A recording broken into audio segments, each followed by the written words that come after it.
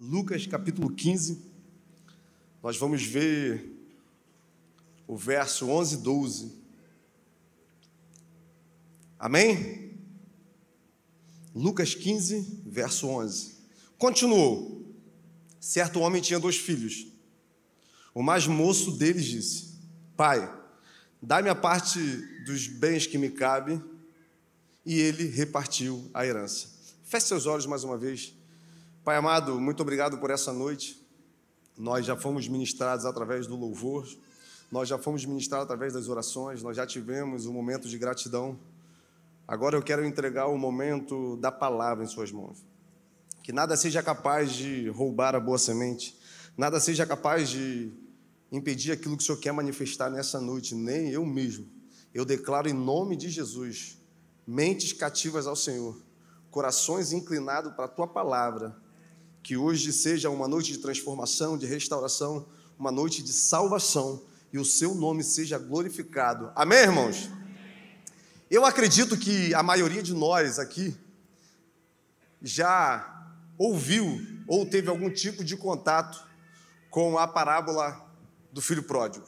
Eu arrisco dizer que todos nós, de alguma forma, até você que está nos assistindo da sua casa, já conhece todas as 3 parábolas que está no livro de Lucas, no seu capítulo 15. Só que hoje eu quero te provocar a olhar essas parábolas por uma nova percepção.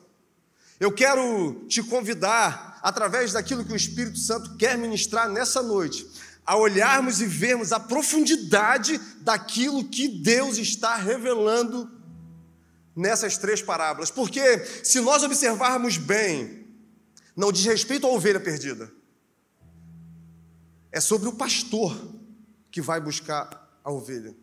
Se nós nos debruçarmos, nós vamos perceber que não é sobre o filho que foi embora, mas é sobre o pai, que mesmo nós, buscando caminhos que nos levam para longe dele, mesmo tudo o que ele fez não sendo o suficiente para que nós ficássemos perto dele, escolheu nos amar, escolheu nos perdoar, escolheu se revelar para nós e dizer o quanto ele nos ama quando nós não tínhamos nada para oferecer. Irmãos, Deus tem chamado pessoas para viver nesse lugar. Essa semana eu tive a oportunidade de conversar com uma jovem, e durante a conversa ela começou a dizer que ela tem se sentindo atraída pelo Espírito. Ela já está distante dos caminhos do Senhor há alguns anos, só que ela tem sentido uma vontade. Algo tem ardido dentro dela, e ela me disse que já até começou a ler a palavra. E eu virei para ela e falei: olha, o Espírito está te chamando para viver uma nova vida nele. O seu pai está te atraindo para que você possa desfrutar da sua presença. E ela virou para mim e falou: mas pastor, eu fui para muito longe. Eu escolhi caminhos que me distanciaram dessa verdade. Você não sabe o que eu fiz. E eu falei para ela: o que pode nos separar do amor de Deus que foi dispensado a nós através de Jesus Cristo? Será que é a profundidade? Se você for no mais profundo abismo, ainda lá o amor de Deus vai estar. Talvez seja a altura. Se você for no mais altos céus, ainda assim lá o amor de Deus vai estar. Será que é o presente? É claro que não. O passado? Talvez seja o porvir. Principados, nada pode nos separar do amor de Deus. E o que você está sentindo é a necessidade de viver novamente esse amor, irmãos. O Espírito Santo tem atraído pessoas, e eu acredito que muita gente entrou aqui nessa noite porque tem ouvido esse chamado, porque tem sido atraído, essa voz que exala na sua mente e você não sabe de onde é, essa palavra que exala no seu coração e você não sabe como responder. Nada mais é do que o Espírito Santo de Deus te trazendo para perto dele. O que eu tenho que fazer então? Como eu me posiciono? Você só precisa dar vazão a esse sentimento. e não se preocupar, porque eu falei para aquela jovem, a grande questão é que a gente acha que dar ouvido a esse chamado é viver dentro de uma igreja, dar ouvido a esse chamado é abandonar tudo aquilo que eu fazia e agora não fazer mais. Eu falei, não é nada disso. Dar ouvido a esse chamado é chegar mais perto do nosso Pai e dizer para Ele todas as nossas debilidades, na certeza que é Ele que vai cuidar de nós.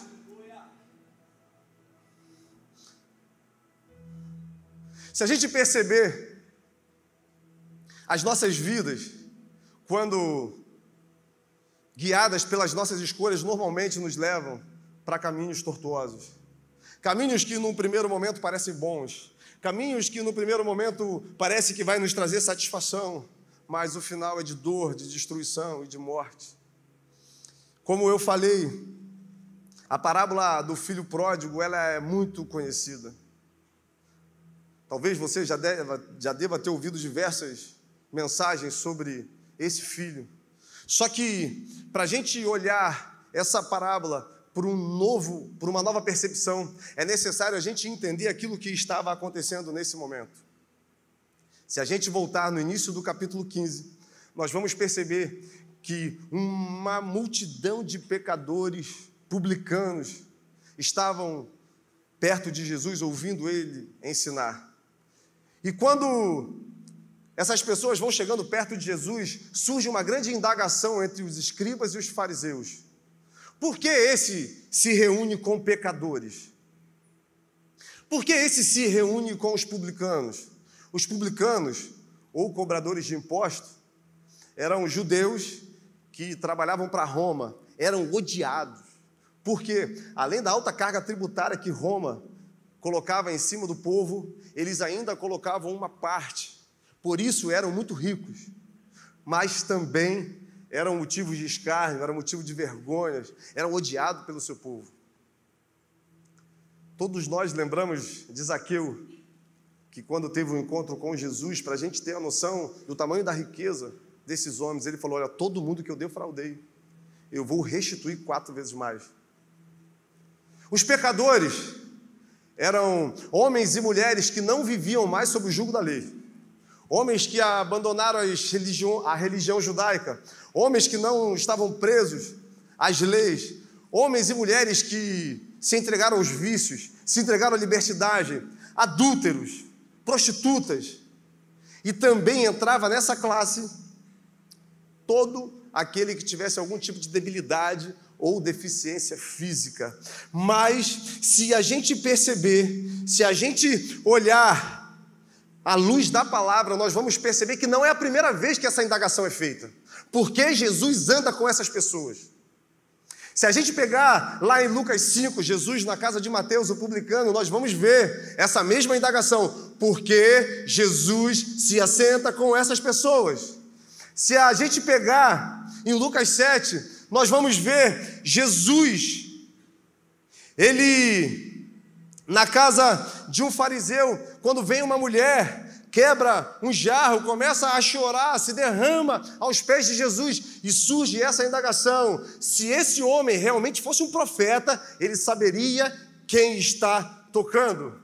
A verdade é que Jesus escolheu se relacionar com pessoas que nós, no nosso olhar natural, achamos que não merecem, não são dignos de estar perto deles. A verdade é que se Jesus viesse nesse tempo, talvez ele se revelaria para as pessoas que estão todos os dias almoçando aqui nesse restaurante. Jesus escolheria para andar homens e mulheres que nós olhamos e dizemos: como pode o mestre estar perto dessas pessoas? Eu estou falando de um Deus que escolheu uma mulher discriminada pela sociedade, uma mulher que estava ao meio-dia num poço, pegando água, porque emocionalmente ela estava dilacerada. Era uma mulher que tinha casado várias vezes, era uma mulher que tinha se relacionado com vários homens, e é para essa mulher que ele diz: eu sou o Messias. A grande questão é que nós achamos que ele vai trabalhar segundo a nossa lógica, nós achamos que ele vai fazer aquilo segundo nós queremos, mas ele não veio para os bons, Ele não veio chamar os justos, ele veio chamar os pecadores ao arrependimento. Eu não sei como você entrou aqui nessa noite, qual olhar você tem olhado para Jesus, mas uma coisa eu quero te dizer: não importa a forma com que você olhe, o que importa é como Ele olha para você, e o olhar de Jesus para nós se revela nessas Escrituras. Não tem a ver com o passado, com aquilo que nós fizemos. Não tem a ver com o presente, com aquilo que nós fazemos. O que vai determinar a forma que nós vamos nos relacionar com Ele é como nós vamos nos posicionar no momento que nós tivermos um encontro. E, irmãos, o encontro com Jesus é uma jornada louca que vai virar a nossa vida de cabeça para baixo. Eu virei para aquela jovem e falei assim: você acha que loucura é você viver numa boate? Eu já vivi. Você acha que doideira é você se encher de algum tipo de bebida? Você usar drogas? Loucura é você entrar em um lugar em Deus e acreditar que o Deus tão poderoso está falando com você, que Ele tem coisas para te oferecer. É acreditar que por mais que a gente esteja sofrendo no presente, não se compara com aquilo que há de vir. É se lançar nessa verdade, entendendo que nada pode nos separar desse amor. Isso é doideira. Não me venha dizer que a vida de crente é chato, porque é loucura. E loucura também é Deus escolher essas pessoas para andar do lado dele. Existem 2 ditados que são muito interessantes. O primeiro é: diga-me quem tu andas que eu te direi. E o outro é: nós somos a média das 5 pessoas que estão ao nosso redor, que nós nos relacionamos. Isso é verdade. Só que Jesus, Ele não se enquadra em padrões humanos. Por quê? Porque todo mundo que chegava perto dele tinha a vida transformada. Todo mundo que se relacionava com ele, por mais dolorosa que tenha sido a sua vida, ele tinha poder, amor e humildade o suficiente para ressignificar a história dessas pessoas. Só que se nós pegarmos essas pessoas, esses personagens, nós vamos perceber que logo após o encontro com o mestre, eles se posicionaram. Eu poderia falar de Pedro, Tiago e João. Estavam frustrados, estavam cansados, uma noite inteira pescando, sem sucesso nenhum. Aqueles homens confiavam na força dos próprios braços. Só que essa força que eles empreenderam não levou eles a lugar nenhum. E quando eles encontram com o mestre, que Jesus ordena que lance a rede para o outro lado, eles têm a maior pesca da vida deles. Só que nesse momento, tudo perde o valor. No momento que eles fazem a maior pesca da vida deles, eles largam tudo e se tornam pescadores de...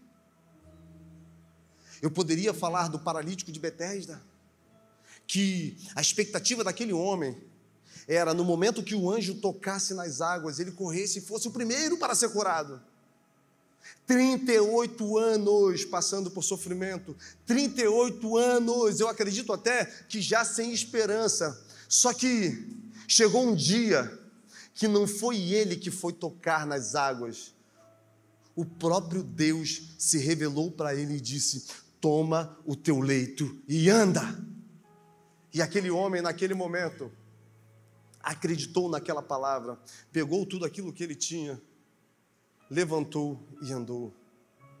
É um Deus que muda destinos, é um Deus que muda a história, é um Deus que tem a capacidade de fazer nova todas as coisas, e principalmente, é um Deus que tem expectativas ao nosso respeito. É um Deus que espera que a gente encontre suficiência nele. Porque eu não sei se você algum dia já se questionou: por que esse filho foi embora? Você já se perguntou isso? O cara tinha tudo, pô. O cara era de uma família rica, porque o seu pai tinha muitos bens. Tinha servos. Tudo que um homem pode desejar, esse jovem tinha. Só que dentro dele existia um sentimento que, irmãos, se a gente perceber, muitos nesse tempo têm também esse sentimento, um sentimento de insatisfação. Insatisfação com a família, insatisfação com o emprego, insatisfação até, de repente, com Deus. E muitas vezes nós tomamos caminhos porque nós olhamos para esses sentimentos e achamos que se nós sairmos desse lugar que nós estamos, nós vamos encontrar algo que preencha esse vazio que existe dentro de nós. É por isso que esse jovem vira para o pai e diz: olha, eu quero a minha parte e vou embora. Irmãos, naquele tempo, para aquele pai, era muita humilhação. Era como se o filho dissesse para ele: olha, para mim você já está morto. Para mim já não existe mais pai. Eu só quero aquilo que é meu. E quantos de nós, movidos por esse sentimento, nós temos largado família, nós temos largado ministérios, nós temos largado relações. Se a gente perceber, esse mesmo sentimento tirou Adão e Eva do jardim. Deus deu tudo o que era necessário para eles, mas eles ficaram insatisfeitos. Eles achavam que longe de Deus eles encontrariam algo que já não estivesse ali naquele lugar. E eles resolvem ir embora.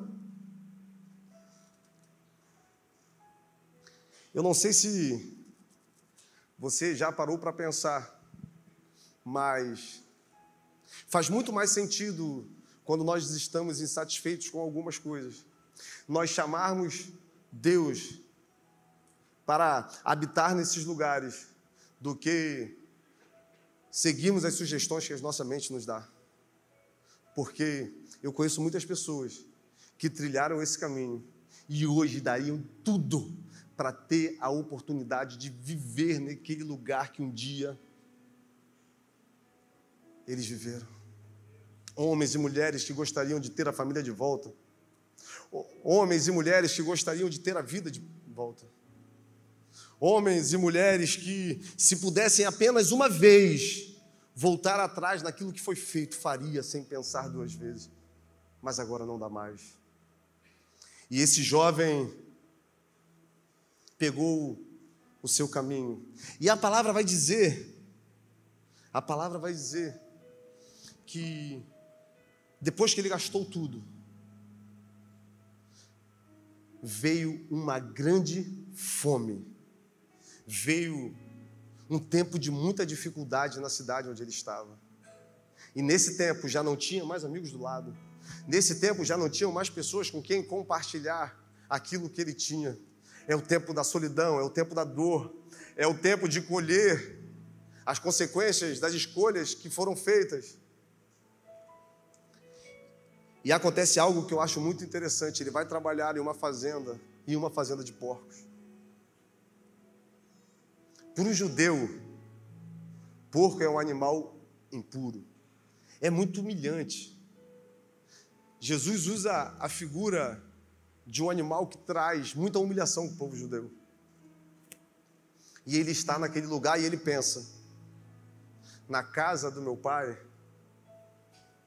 na casa do meu pai, na casa do meu pai,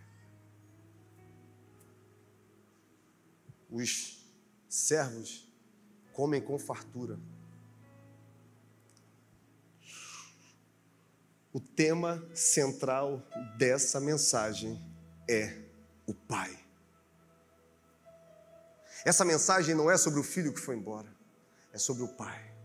Um Pai que muitas vezes nós achamos que conhecemos, mas por não nos relacionarmos com Ele, nos distanciamos cada vez mais da sua vontade.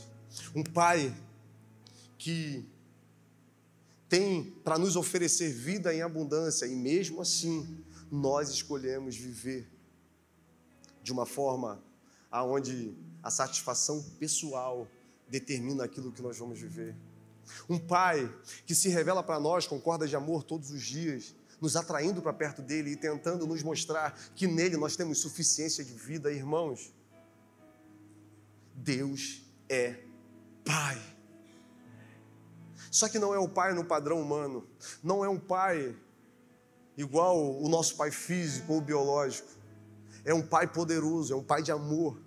E se nós não entendermos essa afirmação, se nós não entrarmos nesse lugar nele, nós não vamos desfrutar de tudo aquilo que o nosso Pai tem para nos oferecer. O que Jesus está querendo mostrar para aqueles homens, para aqueles fariseus, é que tudo aquilo que eles acreditavam, todas as leis que eles se relacionavam, ainda era muito pouco mediante a profundidade de um Deus que deseja se revelar para a gente como Pai. E esse jovem, então, tem uma ideia. Eu vou me levantar, eu vou pegar o caminho e eu vou voltar para casa. Se a gente perceber a luz da palavra, existe uma afirmação que mexe muito comigo, que é o seguinte: eu sou o caminho, a verdade, ninguém vai ao senão por.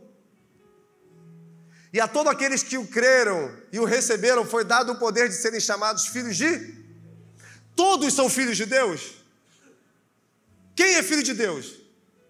Somente aqueles que creram.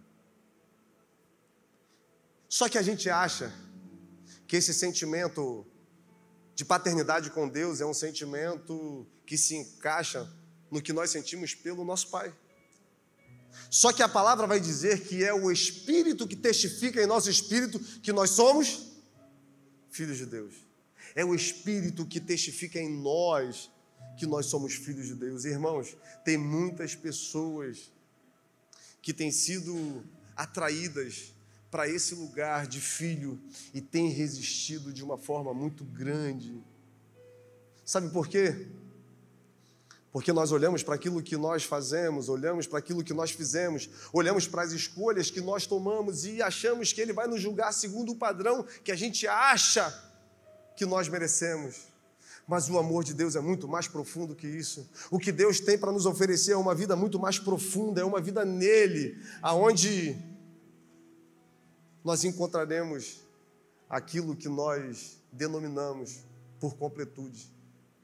É a felicidade que não está condicionada ao tempo. É a felicidade que não está condicionada ao momento. É a felicidade que não se vai quando uma relação é quebrada, quando um projeto é falido. É entender que mesmo que tudo aconteça e não seja da forma que eu gostaria, mesmo assim nele eu posso todas as coisas. E esse jovem, ele toma uma iniciativa. Eu vou voltar para a casa do meu pai. E ele se levanta. E ele pegou o caminho de casa. E na palavra vai dizer que quando ele está no caminho, o pai de longe olha e vai em direção ao filho. E ele vira para o seu pai e fala assim: pequei contra os céus e pequei contra ti. Já não sou mais digno de ser chamado seu filho. Aquele homem estava totalmente arrependido. Só que acontece algo que é muito interessante.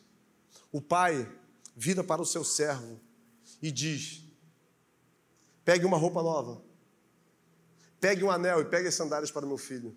Calma aí. O filho não tinha acabado de derramar o seu coração? O filho não tinha acabado de se quebrar por inteiro na presença do pai? Por que o pai simplesmente vira para o servo? Irmãos, quando nós nos arrependemos, quando nós entendemos que o que nós fizemos machuca o coração do nosso Deus, quando esse sentimento vem, é nesse momento que Deus lança fora a nossa culpa. O pai já não olhava mais para o filho da forma. O pai já não olhava mais para aquilo que o filho fez. O pai olhava para o filho que ele tinha. E é dessa mesma forma que Deus está olhando para muitas pessoas nessa noite. É dessa mesma forma que um dia Ele olhou para mim e esse amor me constrangeu e eu resolvi, atraído por esse Espírito, entregar a minha vida a Ele. É por esse perdão que nós podemos todos os dias levantar, render graças, entrar na sua presença e declarar o quanto Ele é importante para nós. Tem muitas pessoas que continuam carregando culpas, mesmo Deus já tendo perdoado, mesmo o Pai já tendo derramado o perdão. E eu creio que nessa noite esse sentimento vai embora do seu coração. Eu creio que nessa noite você vai ter liberdade novamente de entrar na presença do nosso Pai e dizer o quanto você o ama e o quanto Ele significa para você, porque na verdade Ele é tudo o que nós temos.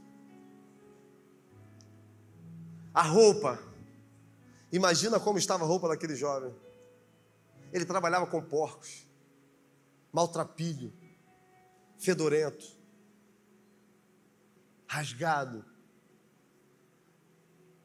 As vestes foram trocadas. Quando nós estamos na presença do nosso Deus, as nossas vestes são trocadas. Ele já não nos olha da forma com que nós nos comportamos, da forma que nós estamos. Ele nos olha com um olhar de amor. E o que Ele recebe é aquilo que exala dos nossos corações. Naquele momento, aquele jovem é reposicionado na família. Ele recebe um anel, que quer dizer, agora você está novamente no seu lugar de filho. E ele recebe as sandálias. Escravos andavam descalços. Por mais que o desejo do coração daquele homem fosse trabalhar para o seu pai, ser um escravo naquela casa, a partir daquele momento, ele estava entrando em um lugar que era de filho novamente, não porque ele merecia. Nós entramos nesse lugar não porque nós merecemos, mas porque o nosso Pai é bondoso, porque o nosso Pai é de amor, porque o nosso Pai é de verdade. O objetivo dessas parábolas contadas por Jesus era compreender a opinião distorcida que aqueles fariseus tinham a respeito do próprio Deus. O objetivo do Evangelho é transformar a nossa vida. Se você olhar para a sua história, veja quem você era quando você foi comissionado. Veja as escolhas que você fazia antes de ter um encontro com essa verdade. Olha para você, tudo que você viveu, tudo que você passou, até ter um encontro com Cristo, e olha o desenrolar da sua vida a partir daí. Jesus andava com pecadores porque a partir daquilo que Ele faria na vida daqueles homens, outras pessoas seriam alcançadas. É aquilo que Paulo diz: tesouros em vasos de barro, para que o poder não seja nosso, mas que a gente resplandeça a glória que é de Deus. O que Deus procura nesse tempo nas nossas vidas, o que Deus procura nesse tempo na terra, são homens e mulheres com o coração contrito, com o espírito quebrantado, que estejam dispostos a se posicionar para que a glória de Deus exale através da vida deles. Não é pelo que nós temos, não é pelo que nós fazemos, é pelo Pai que nos ama de verdade e está nos chamando para perto dele todos os dias. O que eu vou fazer então? Você tem duas opções. A primeira é dar vazão a esse sentimento. É assim como o filho que caiu em si e resolveu voltar para o pai, fazer da mesma forma, ou continuar vivendo a vida da forma que você acha que você tem que viver. Porque quando nós experimentamos do Pai, nós entendemos que tudo aquilo que Ele tem para nos oferecer é muito pouco diante de tudo aquilo que Ele pode ser para nós. Existe o desejo de Deus de governar as nossas vidas, de nos entregar algo que é muito precioso, que é o espírito da reconciliação, para que através daquilo que Ele fizer em nós, outras pessoas possam ser atingidas também por esse Deus. Eu acredito muito, irmãos, que nós vivemos em um tempo onde as pessoas estão famintas por Deus. Elas só não conseguiram entender ainda o porquê estão vivendo, o que estão passando e qual o propósito disso tudo. A gente conversa com pessoas que empreendem forças em empresas, situações. Essa semana eu conversei com um homem que ele me falou que estava muito preocupado, porque ele tem um amigo que tinha uma empresa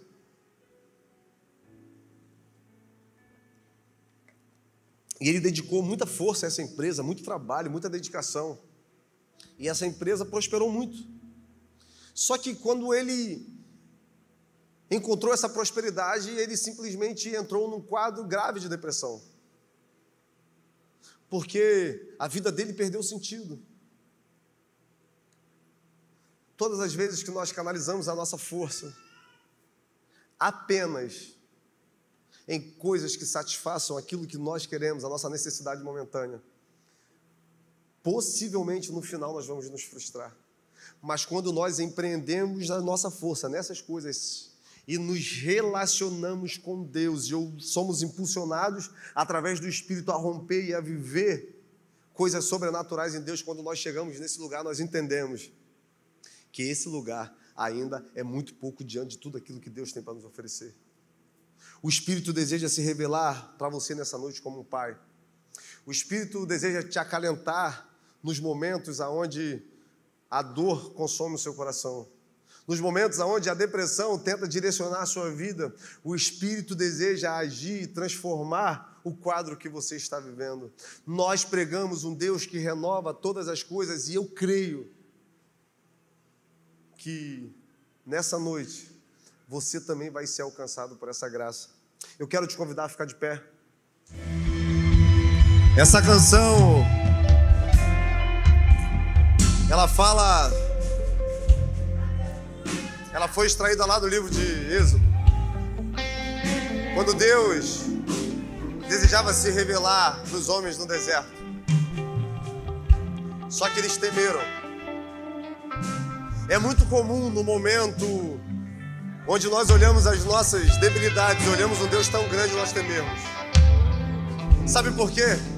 Porque é muito difícil nós transicionarmos a nossa mente de um Deus tão grande, de um Deus tão poderoso, tão magnífico em suas obras, para um Deus que é Pai, um Deus que ama, um Deus que compreende, um Deus que se relaciona. Quando nós entendemos que Ele é nosso Pai, que Ele é o nosso cuidador, o nosso provedor, que Ele é aquele que algumas vezes vai nos exortar, vai nos apertar, mas também vai nos dar um escape, vai nos fazer aprender e vai continuar nos amando, a nossa jornada com Ele fica mais fácil. O medo de entrar nesse lugar começa a ir embora, tudo para de fazer sentido e o único desejo do nosso coração é estar na Sua presença.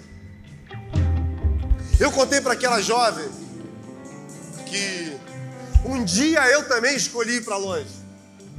Um dia eu olhei para as pessoas que me cercavam e eu achei, olha, eu não vou ser nunca igual a eles. Eles são bons, eles são pessoas maravilhosas, eles conseguem ser tementes ao Senhor, mas eu nunca vou ser assim. Eu tinha tanto medo de Deus.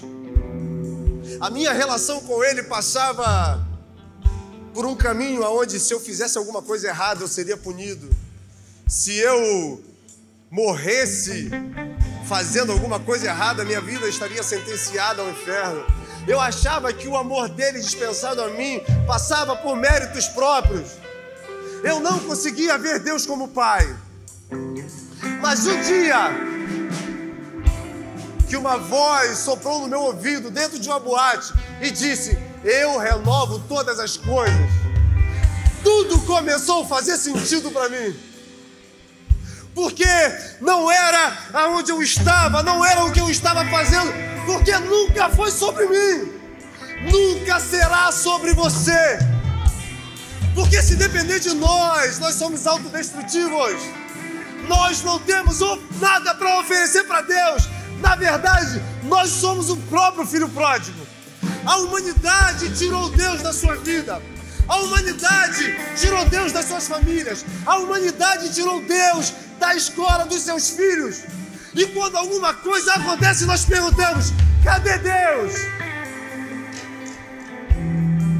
Por isso é necessário, novamente, nós pegarmos o caminho que nos leva ao nosso Pai. Só que até esse caminho não depende de nós mesmos. Porque esse caminho foi trilhado com sangue. Esse caminho foi trilhado com dor. Esse caminho foi trilhado com vergonha. Esse caminho foi trilhado através de uma cruz, através da morte de um justo. Ele levou sobre si as nossas dores. Ele levou sobre si as nossas enfermidades. O castigo que nos traz a paz estava sobre ele, mas pelas suas pisaduras nós fomos sarados. O Evangelho não é sobre o homem, não é sobre os seus feitos, é sobre um Deus que se ama e deseja se relacionar com a sua criação. Então o que eu faço?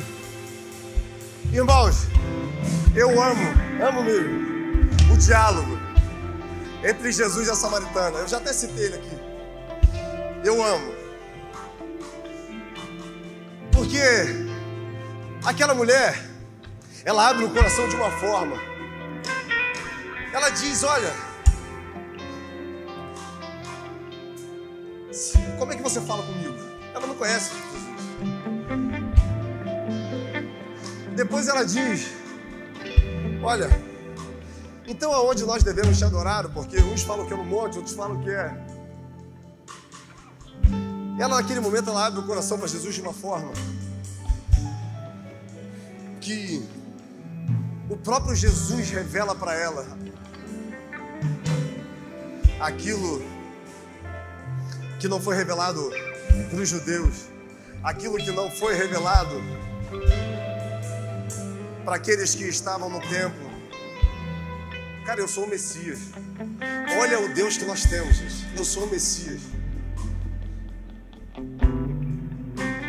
Em mim você vai encontrar satisfação para sua alma, porque você vai beber de uma água que nunca mais te trará sede. Eu sou tudo o que você precisa. E aquela mulher sai dali transformada. E ela começa a pregar e ela começa a falar desse amor. Tudo aquilo que aquela mulher procurava em homens, ela encontrou em um contato que ela teve com Jesus Cristo. Isso revela para nós que nós podemos buscar a felicidade em diversos lugares. Nós podemos escolher caminhos, mas nós só vamos encontrar completude quando nós tivermos um encontro verdadeiro com Jesus. E, irmãos, o pai manda fazer uma grande festa para aquele filho. Na palavra vai dizer que existe uma grande festa nos céus quando um pecador se arrepende. Eu já falei aqui algumas vezes. É algo que eu tenho muita curiosidade para ver. É o que acontece no céu quando um pecador se arrepende do seu pecado. É o efeito que isso causa no coração de Deus, a ponto do céu todo festejar. E nós não temos tempo, porque nós estamos com a hora muito avançada. E eu queria fazer uma oração por você. Talvez nessa noite você entrou aqui muito distante. Ou talvez você seja aquele que o Espírito está falando no seu coração já há tempos, há dias. Você acha até que está ficando doido. Se você é essa pessoa, eu queria que você colocasse a mão no seu coração rapidamente. Nós vamos fazer uma oração. Se você é aquele que precisa voltar para esse lugar de filho, eu queria que você colocasse a mão no seu coração. Acende a luz aí, por favor. Se você precisa voltar para esse lugar, você que está com a mão no coração, só levante as suas mãos, sinalize para Ele. Aleluia, glória a Deus. E nós vamos orar. Pai amado, Pai querido, nós louvamos e bendizemos o Teu nome. Pessoas nesse momento estão com as mãos no coração, dizendo que precisam voltar para um lugar de filhos de Deus. É o Senhor que tem atraído, é o Senhor que tem chamado, é o Senhor que tem buscado. Senhor, escreve o nome dessas pessoas no livro da vida, lança fora toda a culpa, toda a amargura, lança fora tudo aquilo que vem trazendo confusão na mente, no coração, que a partir de hoje, seus filhos, nossos filhos, possam viver uma vida nova em Deus e ter a transformação em todas as áreas. Pai, que a multidão dos pecados seja esquecida nesse momento e que assim, como o Senhor fez com o filho pródigo, o Senhor possa trocar as nossas vestes, colocar um anel nos nossos dedos e nos dar uma sandália. Eu oro em nome do Pai, em nome do Filho e em nome do Espírito Santo de Deus. Que a bênção do Senhor, que as doces consolações do Espírito Santo de Deus sejam uma verdade na sua vida. Que nessa semana você experimente coisas sobrenaturais. Que os seus celeiros sejam sempre fartos e exista abundância de vida na sua vida. Vai na paz e tenha a melhor semana da sua vida. Em nome de Jesus. Amém.